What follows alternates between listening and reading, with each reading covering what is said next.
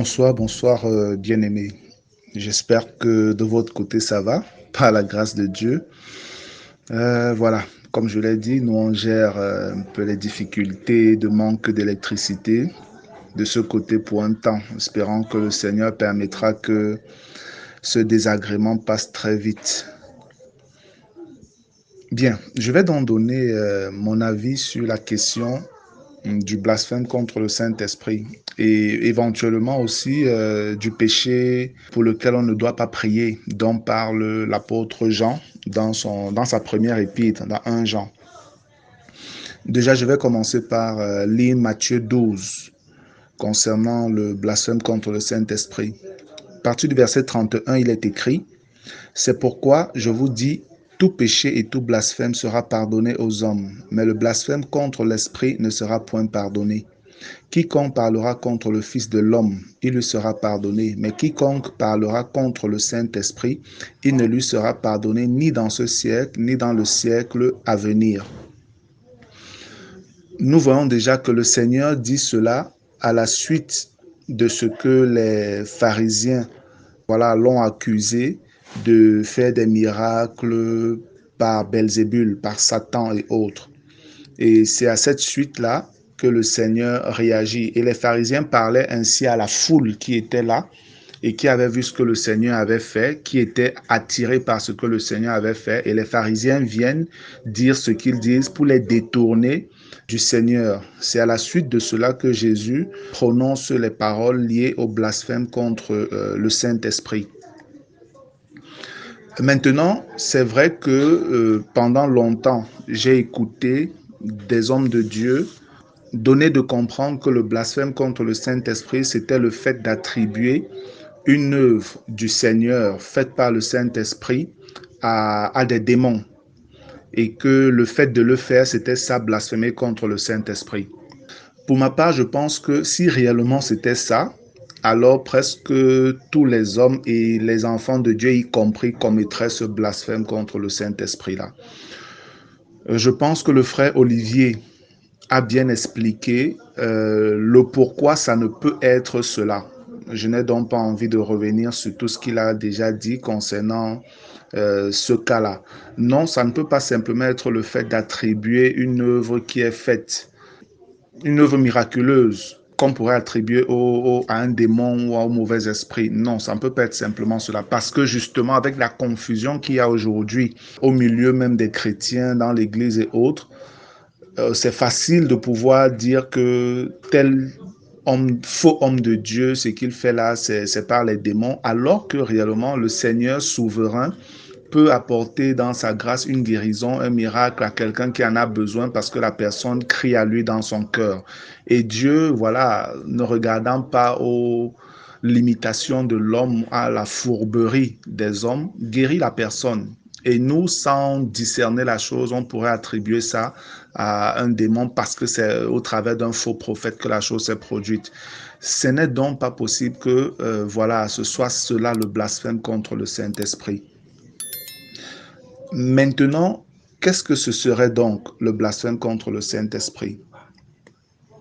Lorsque nous regardons le Seigneur Jésus, qui déjà lui-même nous dit de pardonner autant que cela est possible à celui qui nous offense. Lorsque nous regardons peut-être dans Matthieu 18, à partir du verset 21, il est écrit: « Alors Pierre s'approcha de lui et dit, « Seigneur, combien de fois pardonnerai-je à mon frère lorsqu'il péchera contre moi? Sera-ce jusqu'à 7 fois ?» Jésus lui dit: « Je ne te dis pas jusqu'à 7 fois, mais jusqu'à 70 fois 7 fois. » En fait, cette expression du Seigneur veut dire pardonner à l'infini. Autant de fois que ton frère ou quiconque t'aurait offensé viendrait vers toi de manière sincère demander pardon, le Seigneur dit, tu dois pardonner. Si donc Jésus, le Maître, nous demande à nous des hommes de pardonner indéfiniment chaque fois que quelqu'un qui nous a offensés reviendrait sincèrement nous demander pardon, comment est-ce que lui pourrait ne pas pardonner si quelqu'un qui a commis un péché revient vers lui demander pardon? Voilà un peu la question qu'il faut se poser. Est-ce que quelqu'un, disons comme ça, qui aurait commis le blasphème contre le Saint-Esprit, disons-le comme ça, et qui revient peut-être demander au Seigneur, je te demande pardon pour les péchés que j'ai commis avant et tout ce que j'ai fait, est-ce que le Seigneur refuserait de lui pardonner? Ça, je ne pense pas. Ça voudrait donc dire que, parlant du blasphème contre le Saint-Esprit, on devrait être dans un état où la personne ne demande pas pardon du tout, ou alors la personne est dans l'incapacité de pouvoir demander pardon. Parce que la seule chose qui nous condamnerait éternellement, c'est de mourir dans notre péché, en réalité. Voilà, bien-aimés. Nous voyons donc et nous savons que le Seigneur est toujours disposé à pardonner toute personne qui vient humblement reconnaître son péché devant lui. C'est pour ça justement qu'il a envoyé son Fils mourir à la croix pour sauver l'humanité de la malédiction du péché. Mais les Écritures nous disent clairement que Jésus dit dans Matthieu 12, 32, quiconque parlera contre le Fils de l'homme, il lui sera pardonné. Mais quiconque parlera contre le Saint-Esprit ne lui sera pardonné ni dans ce siècle, ni dans le siècle à venir. Pourquoi est-ce que celui qui parlera ou outragera ou blasphémera contre le Saint-Esprit commet un péché impardonnable? Pour le comprendre, si on va dans Jean au chapitre 16, on peut davantage comprendre pourquoi le Seigneur peut dire une chose pareille. Parce que dans Jean au chapitre 16, à partir du verset 7, il est écrit: « Cependant, je vous dis la vérité, il vous est avantageux que je m'en aille, car si je ne m'en vais pas, le Consolateur ne viendra pas vers vous. » Le Consolateur étant ici le Saint-Esprit. « Mais si je m'en vais, je vous l'enverrai.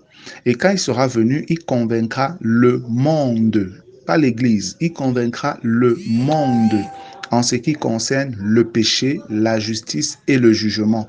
En ce qui concerne le péché, parce qu'il ne croit pas en moi, la justice parce que je vais au Père et que vous ne me verrez plus, le jugement parce que le prince de ce monde est jugé. Nous voyons donc ici que dans la Trinité divine révélée dans les Écritures, dans la Bible, la divinité chrétienne, le Saint-Esprit est celui-là qui a la charge de convaincre de péché le monde. Donc, c'est lui qui amène tous les êtres humains à comprendre leur état d'offense vis-à-vis de Dieu, afin de les conduire à la repentance pour que ceux-là obtiennent le pardon de Dieu et la vie éternelle. Toute personne donc qui résiste au Saint-Esprit, refusant de se repentir malgré tout ce que l'Esprit de Dieu pourrait faire, alors cette personne-là est éternellement condamnée. Elle ne peut pas être sauvée. Et ça, c'est une loi qui est fonctionnelle dans notre siècle présent et dans le siècle à venir. Le siècle à venir ici ne parle pas de l'éternité. Le siècle à venir parle du temps du royaume, du temps du millénaire. Parce que c'est les deux temps où l'homme pourra encore être dans le péché, l'homme pourra encore mourir de son péché, parce que dans l'éternité, le péché n'existera plus. Donc, si nous regardons dans les versions grecques, pardonnez, je vais un peu faire de théologie, ça c'est lié à l'étude que j'avais faite pour bien comprendre. Dans le verset 32 de Matthieu 12, lorsqu'on dit « Il ne lui sera pardonné ni dans ce siècle, ni dans le siècle à venir », le premier, ce siècle, et le deuxième, le siècle à venir, c'est deux expressions différentes en réalité. Pour nous, en français, ça ne ressort pas clairement, mais dans les versions grecques, ça ressort très bien. Le premier, ce siècle, c'est simplement le mot aion, qui veut dire une période de temps, un âge, et ça fait référence à notre temps présent, le temps de la grâce où nous sommes. Et le deuxième, le siècle à venir, c'est le mot grec mélo, qui veut dire le siècle qui est ce qui est sur le point d'arriver. Et nous savons que la prochaine grande étape en termes de gouvernement, ce sera le royaume, après bien l'enlèvement, les tribulations et autres, nous entrerons dans l'ère du royaume. Et le Seigneur Jésus est en train de révéler ici que ce soit dans ce siècle, pour être sauvé, vous devez vous soumettre à l'action du Saint-Esprit, que ce soit même pendant le millénaire, ceux qui seront là-bas pour être sauvés devront toujours se soumettre à l'action du Saint-Esprit. Et si donc quelqu'un refuse de se soumettre à l'action de conviction de péché du Saint-Esprit, il n'y a donc plus de moyen pour cette personne d'être sauvée. Voilà en fait pourquoi on peut dire que c'est un péché impardonnable. Pourquoi? Parce que tu as refusé le seul moyen de salut qui t'était offert. Et en réalité, pour moi, le blasphème contre le Saint-Esprit, c'est quoi? C'est le fait de quitter cette terre-ci sans s'être réconcilié avec Dieu par une repentance sincère. C'est ça en fait, c'est le fait de mourir, de quitter le monde sans s'être réconcilié avec Dieu. C'est cela pour moi le blasphème contre le Saint-Esprit. Toute personne qui est vivante a l'occasion de se repentir toujours. Il y a quand même des points, ça c'est surtout dans l'Ancien Testament, où nous voyons le Seigneur parler à ses prophètes, en l'occurrence à Jérémie et à Ézéchiel. À un moment, le Seigneur parle à Jérémie disant, ne prie pas pour ces hommes. Si tu crierais même à toi, je ne t'écouterai pas, je ne t'exaucerai pas. Et c'est presque la même chose qu'il dit à Ézéchiel, parlant du peuple qui s'est rébellé contre lui, malgré toutes les instances qu'il a fait auprès du peuple pour se repentir. Dieu finit par dire à Ézéchiel, même si Noé ou même David et tous ces gens étaient là, ou Daniel, je ne pardonnerai pas les péchés de ce peuple. Cela me donne, ça c'est un avis, cela me donne de penser qu'il est aussi possible que réellement des personnes vivantes dont Dieu a travaillé, Dieu a fait ce qu'il avait à faire par son esprit pour que ces personnes se répandent. Mais ces personnes se sont toujours endurcies dans leur état de péché. À un moment, c'est comme s'ils atteignent un point de non-retour ou même de leur vivant, ils ont déjà commis ce péché qui est le blasphème contre le Saint-Esprit. De telle enseigne que plus rien ne pourra les amener à la repentance parce que le Saint-Esprit les livrera au penchant de leur cœur méchant. Il est donc possible d'avoir des personnes, ça c'est ce que je crois, des personnes qui sont encore vivantes, mais qui ont déjà commis ce péché qu'est le blasphème contre le Saint-Esprit. Mais pour ma part, je pense que de manière générale, le blasphème contre le Saint-Esprit, c'est le fait de quitter ce monde par la mort sans s'être réconcilié avec Dieu. Un des passages qui a toujours été aussi un passage difficile d'interprétation ou de compréhension, ça a été souvent Hébreux, le chapitre 6. Et là, ça revient un peu à la question débat qu'il y a toujours eu dans l'Église et qui existe toujours. Est-ce qu'un chrétien peut perdre certains disent le salut. Bon, moi j'aime dire la vie éternelle. Est-ce qu'un chrétien peut perdre la vie éternelle? Je dis le salut parce que le salut, pour moi, c'est un très grand terme générique qui contient beaucoup de bénédictions du Seigneur. La vie éternelle est un salut. Une guérison divine, c'est un salut. Voilà. Donc, il y a beaucoup, même l'enlèvement est un salut. C'est pourquoi je n'aime pas souvent dire est-ce qu'un chrétien peut perdre le salut. Moi, j'aime plutôt dire est-ce qu'un chrétien peut perdre la vie éternelle. Et lorsqu'on regarde donc dans Romains 6, c'est un des passages qui fait aussi débat sur ce sujet-là. Bon, ce n'est vraiment pas le cas d'en parler ce soir. Je vais quand même lire un passage dans Romains, quelques versets dans Romains 6. Il est écrit, je commence au verset 1. C'est pourquoi, laissant les éléments de la parole de Christ, tendant à ce qui est parfait, mais sans poser de nouveau le fondement du renoncement aux œuvres mortes, de la foi en Dieu, de la doctrine des baptêmes, de l'imposition des mains, de la résurrection des morts et du jugement éternel. C'est ce que nous ferons si Dieu le permet, car il est impossible que ceux qui ont été une fois éclairés, qui ont goûté le don céleste, qui ont eu part au Saint-Esprit. Ici, ces éléments donnent bien de comprendre que ça pourrait être quelqu'un qui est né de nouveau. Parce que pour avoir été éclairés, qui ont goûté le don céleste, et nous savons qui est le don céleste. Le don céleste, c'est le Seigneur Jésus-Christ. Et après, on dit qui ont eu part au Saint-Esprit et qui ont goûté la bonne parole de Dieu et les puissances du siècle à venir. Je ne vois pas une autre personne qu'un chrétien décrit de cette manière. Mais après, on dit quand même au verset 6, et qui sont tombés soient encore renouvelés et amenés à la repentance, puisqu'ils crucifient pour leur part le Fils de Dieu et l'exposent à l'ignominie. Ce verset a toujours causé beaucoup de problèmes, parce qu'avec ça, les frères ont souvent dit, est-ce à dire que si un chrétien commet un péché, c'est terminé pour lui, il n'y a plus moyen d'être pardonné et autres? Non, je ne pense pas, parce que Matthieu 18, les versets 21 et 22 que nous avons lus, nous donne bien de comprendre que le Seigneur est disposé à pardonner toute personne qui reconnaît avoir péché. Il pardonnera toujours. Donc, si un frère, une sœur a péché, qu'elle revient vers le Seigneur lui pardonnera. Mais que veut donc dire ce verset 6 qui laisse penser que si un chrétien a péché, c'est terminé, il n'y a plus rien pour lui?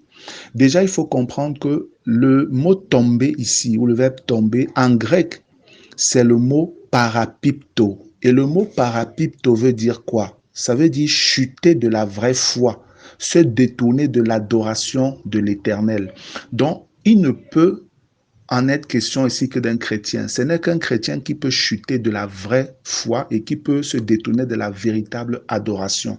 Et on nous dit, s'il commet cela, il n'y a plus de possibilité de pardon pour lui. Ça, quand même, ça donne à réfléchir. Maintenant, quand on lit le verset 7, on nous dit, lorsqu'une terre abreuvée par la pluie qui tombe souvent sur elle produit une herbe utile à ceux pour qui elle est cultivée, elle participe à la bénédiction de Dieu. Mais si elle produit des épines et des chardons, elle est réprouvée et près d'être maudite et on finit par y mettre le feu. On voit donc ici qu'il y a une action qui est posée. On parle d'une terre qui est abreuvée par la pluie qui tombe souvent sur elle et on sait que cette pluie est souvent l'image aussi de l'action du Saint-Esprit. Et on dit, si elle produit des bonnes choses, elle a une bénédiction, mais si malgré la pluie qui tombe sur elle, elle produit plutôt des épines et des chardons, elle est réprouvée et près d'être maudite et on finit par y mettre le feu. On voit donc pourquoi on peut dire que cette personne-là ne peut plus obtenir de pardon. C'est une personne qui a péché, le Saint-Esprit a agi pour la ramener sur le droit chemin, mais elle a continué à produire des épines et des chardons, donc des mauvaises œuvres. Et la Bible dit elle est réprouvée, donc elle est d'abord mise de côté, peut-être par une excommunication même de l'Assemblée des saints. Après, on dit près d'être maudite, parce que le Seigneur peut-être est toujours en train de travailler, espérant que, puisqu'on t'a excommunié, peut-être là-bas dehors, tu pourras comprendre et te repentir. Mais après, on dit, et on finit par y mettre le feu. Ça veut dire que tu es mort, tu as quitté ce monde sans être revenu au Seigneur. Sans être revenu au Seigneur. Et pour pouvoir bien comprendre ça, moi, le Seigneur m'avait conduit à Hébreux, le chapitre 10. Pour mieux comprendre le chapitre 6 là, j'ai été conduit par le Saint-Esprit à lire Hébreux, le chapitre 10 à partir du verset 24.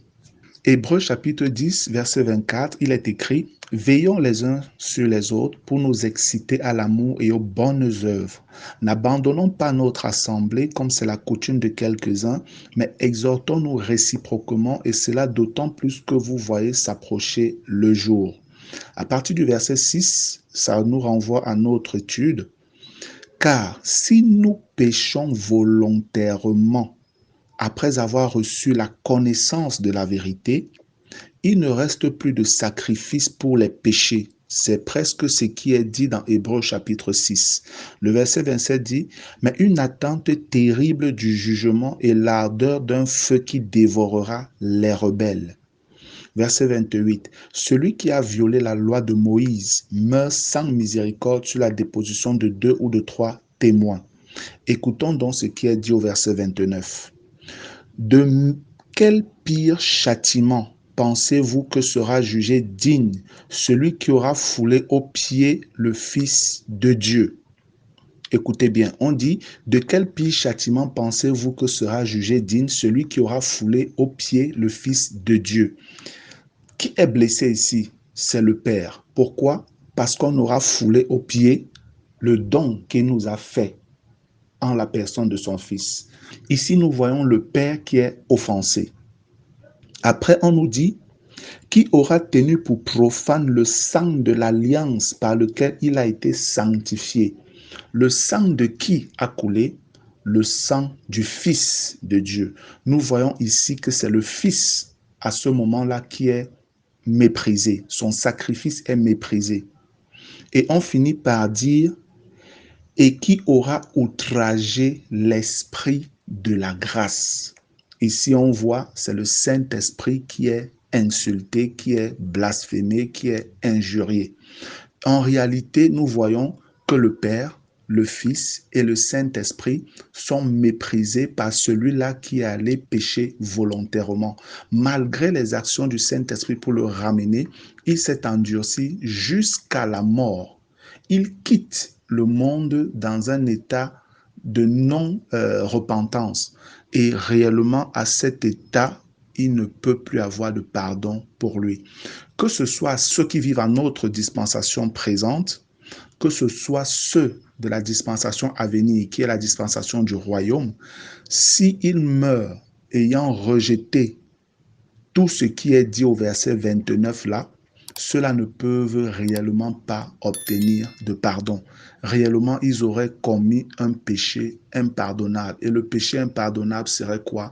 Le refus de repentance, le refus d'acceptation de l'offre de grâce que le Père nous fait par le sacrifice de son Fils et qui nous est révélé par le Saint-Esprit dans une action de conviction de péché.